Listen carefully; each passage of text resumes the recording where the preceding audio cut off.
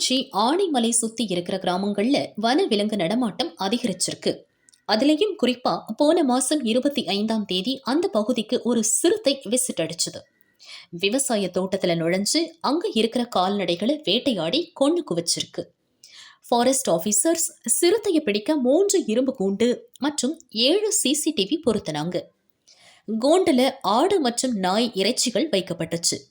ஆனா 25 நாள் ஆகியும் சிறுத்தை சிக்கன பாடில்லை. இந்நிலையில சிறுத்தை மேலும் 2 கண்ணுக்குட்டிய அடிச்சு கொன்னுடுச்சு. மக்கள் மரண பீதியில இருந்தாங்க. நேத்து ராத்திரி அம்மன் கோரை பகுதியில இருந்த இரும்பு கூண்டு பக்கம் சிறுத்தை போயிருக்கு. கூண்டுல இருந்த கோழி மற்றும் பன்றிக்கறிய மோப்பம் பிடிச்சு வந்த சிறுத்தை நல்லா வசமா சிக்கிக்குச்சு. லெக் பீஸுக்கு ஆசைப்பட்டு இப்படி சிக்கிட்டோமேனு சிறுத்தை ஆக்ரோஷமா சீருச்சு. அடிச்சு பெஞ்ச மழையிலேயும் சிறுத்தை சிக்கினதை பார்க்க மக்கள் ஆர்வமா கூடிட்டாங்க.